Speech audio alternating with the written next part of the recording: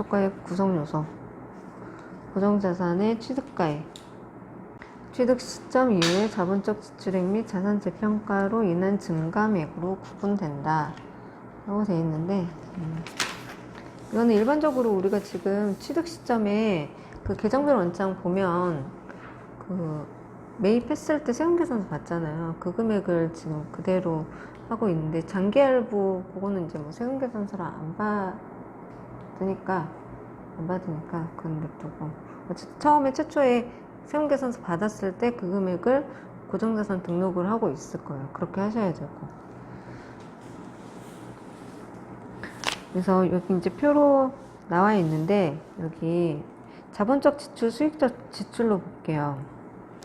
자본적 지출은 우리 이제 많이 알죠? 많이 들어봐가지고, 특정 지출이 자산 내용 연수를 연장시키거나 가치를 실질적으로 증가시키는 것, 자본적 지출이고,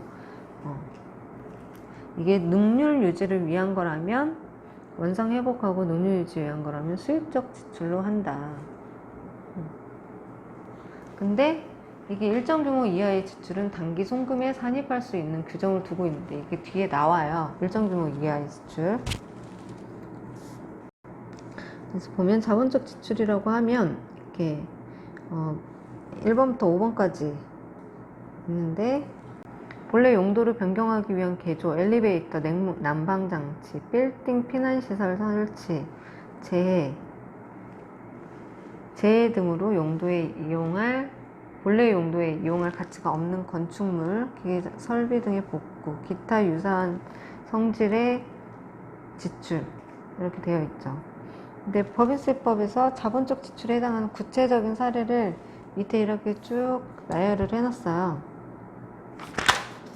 그래서 제가 여기 나열한 거를 얘기할 건데, 동그라미 1번 보면 토지만을 사용할 목적으로 건축물을 매입을 했대요.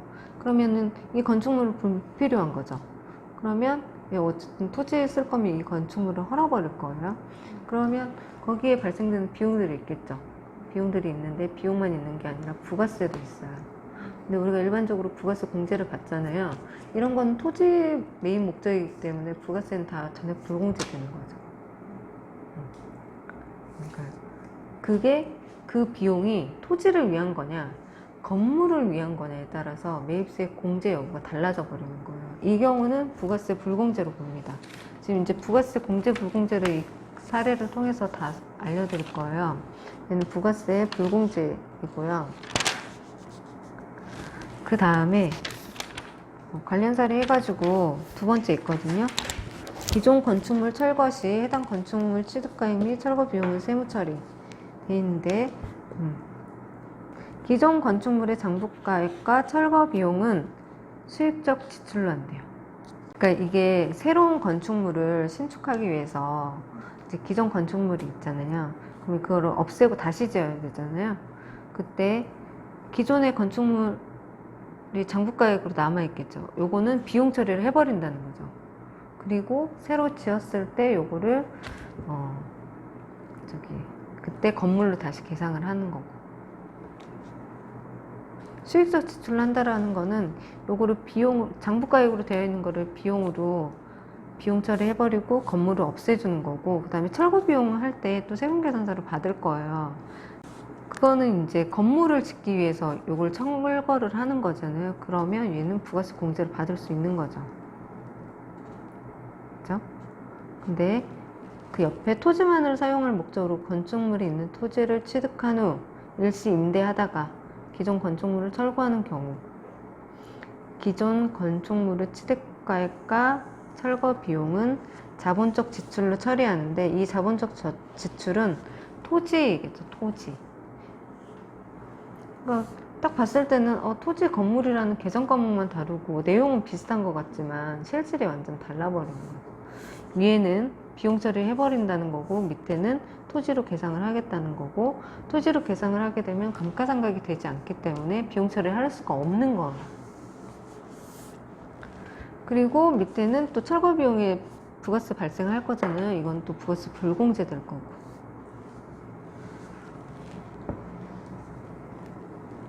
그리고 이제 2번부터 2, 3, 10번, 11번.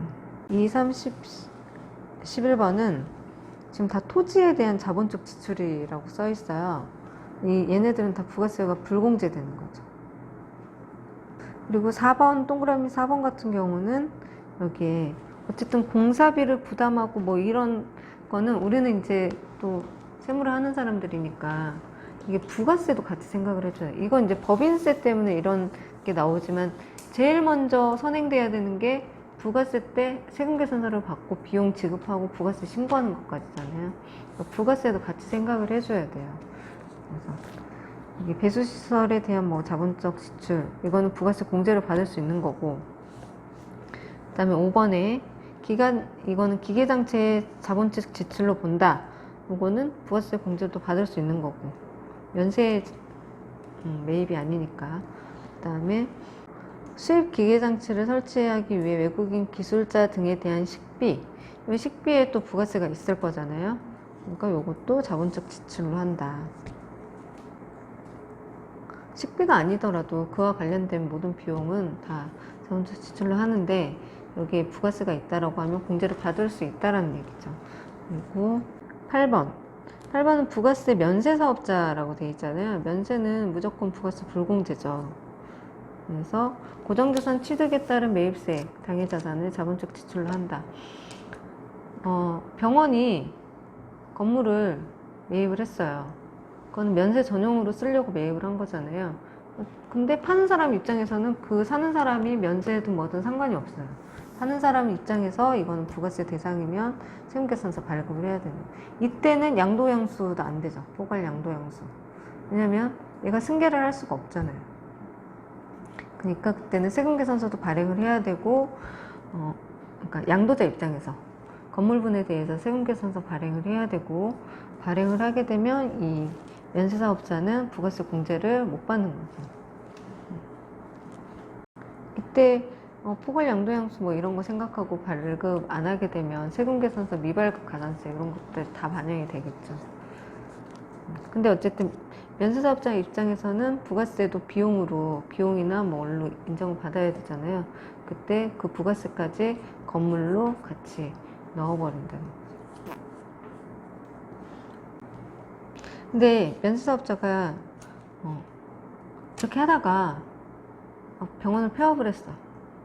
근데 그 건물은 남아있잖아요. 병원 폐업하고 다른 사업을 거기서 한다. 그러면 기존에 건물 매입할 때 부가세 공제 못 받았잖아요. 이때는 부가세 재계산 해가지고 다시 환급받는 것도 할 수 있어요. 이런 경우는 좀 특이해가지고 많이 일어나진 않겠지만 그럴 수도 있다. 부가세 공제를 못 받았는데 과세 전용 사업으로 뭐 하겠다.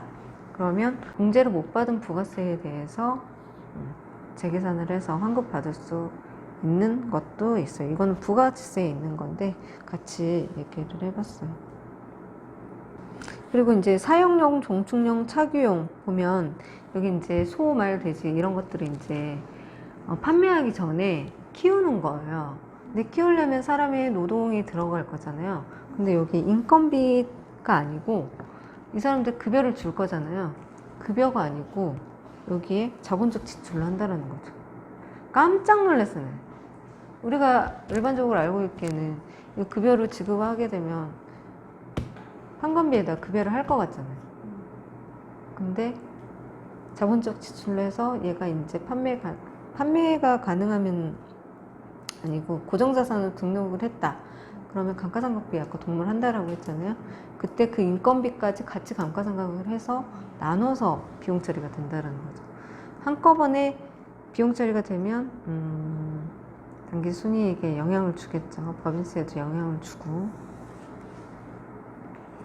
이거 보고 깜짝 놀랐어. 그래? 그래? 아, 그래.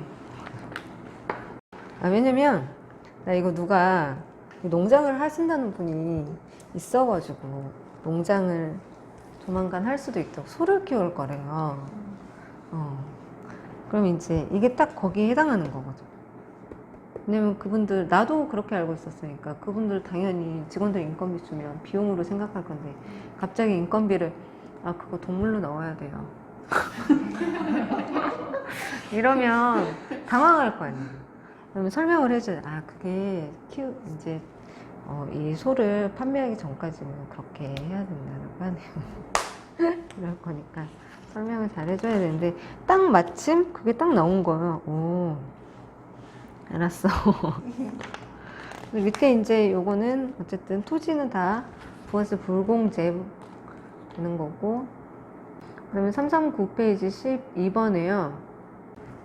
토지 A가 있었어요. 토지 A가 100평이 있었는데 그 중에 뭐 10평을 국가에다 기부를 했어요. 도로로.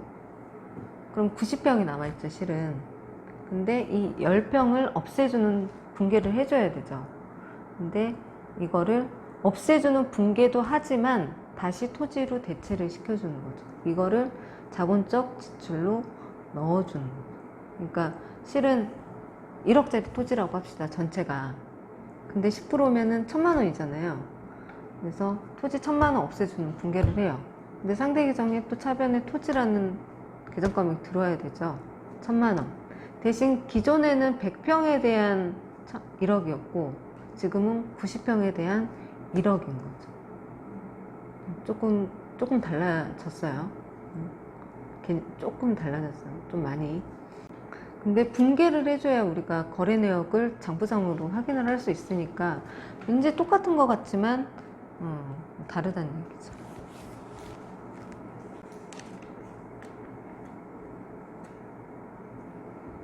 네. 아니, 나머지는 그냥 수익적 지출은 그냥 읽어보시면 되고, 대신 여기 저기 밑에 맨 밑에 동그라미 4번에 유리 제조업체 병용 틀비는 수익적 지출로 한다라고 돼 있잖아요. 유리 제조업체만 그러지는 않을 것 같아요. 금형을 하는 데들 뭔가 틀이 있어야지 만드는 회사들 있죠. 그런 회사들은 없어요? 있을 수 있어요. 부천 쪽엔 많이 있을 것 같은데, 그런 회사들. 그러면 이제 그런 데들은 그런 틀비가 많이 들어갈 거거든요. 이거를 우리 뭐 비품도 하고 뭣도 하고 했었는데, 요거는 이제 그냥 비용 처리해도 된다라는 거죠.